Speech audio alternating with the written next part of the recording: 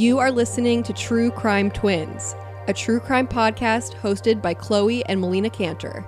True Crime Twins is produced by Crawlspace Media.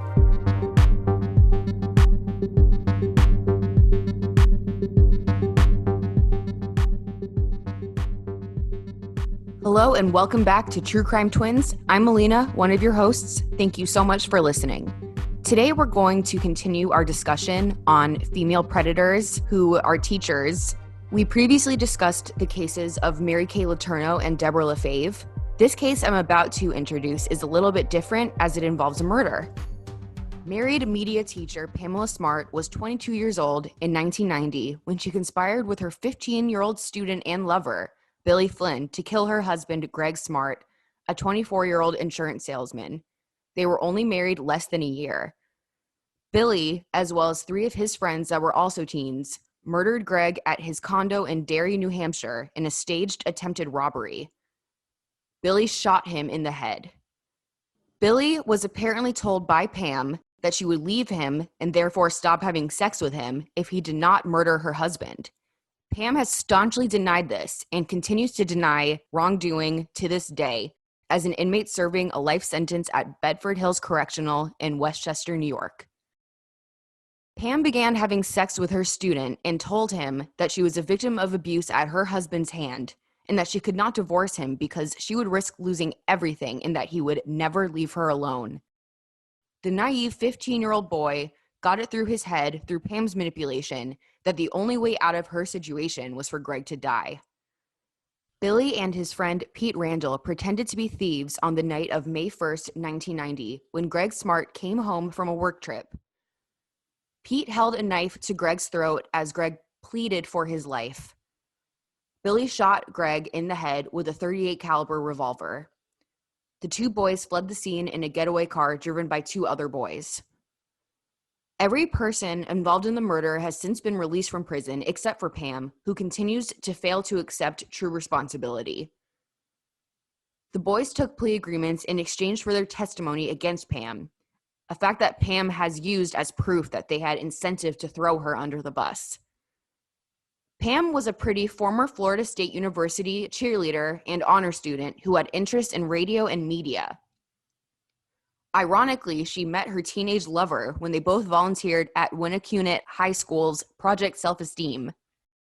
Billy had a crush on Pam, a pretty 5'1", thin blonde with blue-gray eyes, and they bonded over their shared love of the bands Motley Crue and Van Halen.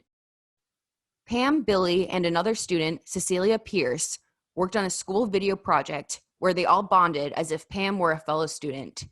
Cecilia became a confidant of Pam's. According to Billy, he was called to Pam's office in February 1990, where she boldly asked him, "Do you think about me? Because I think about you all the time."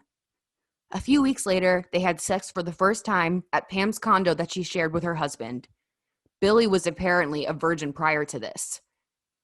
Pam even gushed about her sexual relationship with Cecilia as if she were a giddy teenager. I think that Pam probably sensed that Billy had a crush on her and used this to her advantage. Greg had apparently cheated on her with a one-night stand and she was devastated. She was admittedly flattered by the attention, and perhaps she wanted to one-up her husband with an even worse betrayal. No matter what the initial intent was, the result was the same. Pam had sex with a child and manipulated him, using an obvious abuse of power. As much as he probably felt lucky and fortunate to be having sex with this beautiful woman, as the other victims that we discussed probably felt at first, he was a victim of child rape. The fact that they killed together overshadowed the fact that this was also a sex crime. No one ever really treated Billy as a victim of sex abuse, and no one really ever treated Pam as a pedophile, which he technically was. The murder conviction was the most important one to secure, so the sex crime was not emphasized enough. But even so, she sexually exploited a vulnerable child and manipulated him into committing an act that ruined so many lives. No one will ever know for sure, though. Based on how she would talk about the, quote, relationship with Cecilia, she was also into Billy. She even gave Billy sexy photos of herself, which ended up being circulated in the media. When Billy murdered Greg, it was right after Greg refused to give up his wedding ring in the, quote, robbery, saying, "My wife would kill me." Perhaps Billy felt a twinge of jealousy when the boys then ordered Greg to his knees, put the gun to his head. Billy said, "God forgive me," and then pulled the trigger. It's obvious that Billy would have never murdered Greg if it weren't for Pam. Pam denied ordering the murder, but in subsequent recorded conversations with Cecilia Pierce, who was cooperating with the police, Pam alluded to being aware of the plan all along. Billy testified that Pam was, quote, "the first girl I ever loved. I didn't want her to leave me." Pam was in fact a woman who had manipulated Billy into thinking she was just like a peer. She used her power and influence over a child to play God and decide who lived and who died. She even tried to convince Cecilia to lie to the police. Pam was trusted by the school to be a role model and a good influence. Clearly, she never matured emotionally enough to take this important responsibility remotely seriously. She even refers to the abuse as a, quote, "affair," as if it were two consenting adults instead of what it really was: an attractive, sexually experienced married woman using sex to manipulate a boy who didn't even have a driver's license. The boy, who was slight and wore his brown hair in a ponytail, barely had any facial hair growing in and looked his age, maybe even younger than 15. Billy Flynn is, and always will be, a murderer, but he is also a victim of childhood sexual abuse and manipulation. He has shown remorse continuously and was released in 2015 around the same time of the 25th anniversary of Greg's death. Greg's family requested that the now grown Billy not return to the state of New Hampshire. He will be on a lifelong parole. Pam continues to appeal her life sentence. Even though she now, quote, blames herself for Greg's death without actually admitting to ordering his execution, New Hampshire State Attorney Jeffrey Stralzin takes into account that for 3 decades, she failed to so much as apologize to the Smart family, and that it is too little too late. Quote, "Decades of lies cannot be undone in an instant by newfound claims of remorse and a vague acceptance of responsibility." I agree. I hope that Billy Flynn truly was remorseful, and despite the fact that he murdered an innocent person, I really hope that he can heal from all of this. This may be an unpopular opinion, but he too was a victim who likely would have never murdered if it wasn't for being sexually abused. Thank you, Melina, for telling the story of Pam Smart, Greg Smart, and Billy Flynn. That is a fascinating case, which really shows the extent of how manipulation, undue influence, and sexually inappropriate behavior can escalate to extreme violence. And now, a quick word from our sponsors. Thanks for listening to our sponsors. Now back to the show. The next case we're highlighting is about another perpetrator named Pamela. This woman is named Pamela Rogers Turner, who was arrested in 2005 for sexual battery by an authority figure. Her victim was a 13-year-old student whom she taught as a physical education teacher at Centertown Elementary School in McMinnville, Tennessee. She engaged in a sexual relationship with the boy for a 3-month period. At one point, she even moved in with the boy's family, who were unaware of the inappropriate relationship. On August 12, 2005, Pam pleaded no contest to sexual battery charges as part of a plea agreement. She was given a suspended sentence and was required to register as a sex offender. By April 2006, she was arrested again for contacting her victim. Pamela had used her father's cell phone to send text messages and sexual videos to the boy. She was later sentenced to 7 years and then an additional 2 years in prison. The following was Pam's statement to the judge. "I was blinded by emotions that I'm ashamed that I had. And it's obvious that I need help to resolve those issues. I'm so sorry." Despite Pamela's tearful statement claiming remorse, the judge responded to her by saying, "You have done everything except show this court that you wanted to rehabilitate yourself." Pamela Joan Rogers was born on July 1st, 1977, in rural Tennessee to Lamar Rogers, a chicken farmer and girls basketball coach, and Karen Rogers. She was raised on her family's chicken farm in Fentress County, Tennessee.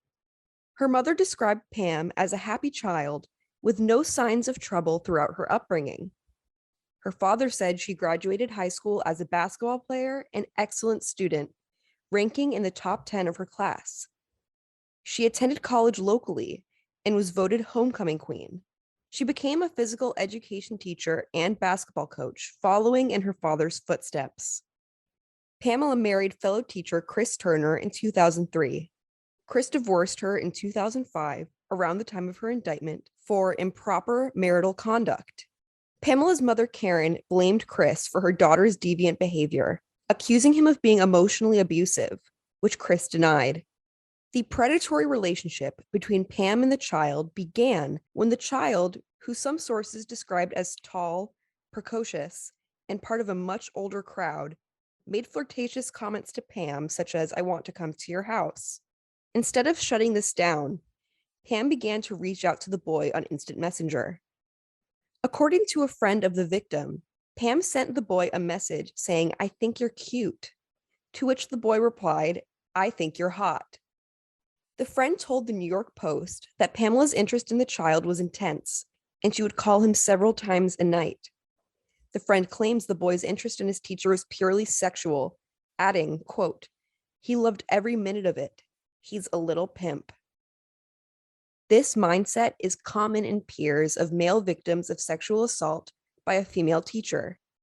They view it as a fantasy, with the victim being lucky to have ever been involved. This attitude inadvertently gaslights the victim as they cope with the trauma that they were way too young to endure. According to sources, Pamela apparently underwent some sort of trauma as a child, the details of which are not publicly known. I would imagine that based on her crimes and the sexual crimes of her brother, her trauma was sexually related. As I discussed in the first part of this series, perpetrators of sexual offenses against children were often abused themselves, although this is no excuse for future delinquency. Pedophiles also exhibit immaturity and childlike thinking due to a disruption in their development as children. Pamela was certainly immature. In jail, she wrote her victim's name in flowery handwriting in her diary. She would also write her first name and the victim's last name, apparently fantasizing about getting married to him. She also pondered future baby names in this diary. Pamela exhibited delusional magical thinking patterns where she believed an impossible scenario would come true, a marriage and family with her 13-year-old victim. Pamela's subsequent recidivism was also reflective of childlike cognition. Despite being caught and jailed, she used her father's phone to record a video of herself dancing in her underwear and sent it to her child victim. Pamela had a, quote, pathetic obsession with the boy, and despite already facing consequences, including her career being destroyed and registering as a sex offender, she failed to prevent her own rearrest due to her impulsivity and apparent sense of impunity. Some psychologists have suggested that Pam's delinquency can be explained by sexual addiction, in which some people are compulsively sexual in situations that are inappropriate and in ways that can have negative consequences. The concept of sexual addiction is debated amongst physicians and psychologists, with some deeming it illegitimate. My opinion is that Pam was compulsive in her pursuit of the child, but her behavior cannot be completely accounted for by sexual addiction. Pam was stunted developmentally and viewed her child victim as a peer, as most pedophiles do. She persisted in her pursuit despite negative punishments. Pam was released in 2012, but was rearrested in 2015 for smuggling cell phones into the jail that once housed her. This crime, which was not sexually related, reflects a greater issue at hand. I believe that Pam is immature, impulsive, thrill-seeking, has poor judgment and insight, and potentially lacks remorse for her bad behavior. She may have a personality disorder, which at times are characterized by sexually inappropriate conduct. Pam's older brother, Alvin, is also a registered sex offender after being convicted for raping a child. He currently lives with Pam and their parents on the chicken farm in Tennessee, where he works. Pam is employed by a local comfort inn. Thank you for listening to the second part of our coverage on female teachers who are pedophiles. This is a subject that can be triggering to some, but I think it's a really important discussion because this crime sometimes isn't even treated as a crime. And we wanted to highlight these 4 total cases to exemplify the different scenarios that can occur and the criminology and psychology behind some of these offenses. If you have been a victim of sexual assault and need support, please contact RAIN at 800-656-HOPE. Thank you so much for listening to our show. If you look forward to new episodes of True Crime Twins, please leave us a 5-star rating and positive review on your preferred podcast platform. You can also keep up with us on social media, on Twitter at True Crime Twins, on TikTok at True Crime Twins, and on Instagram at True Crime Twins Podcast. You can also reach us with case suggestions, questions, comments at our email address, truecrimetwinspodcast@gmail.com.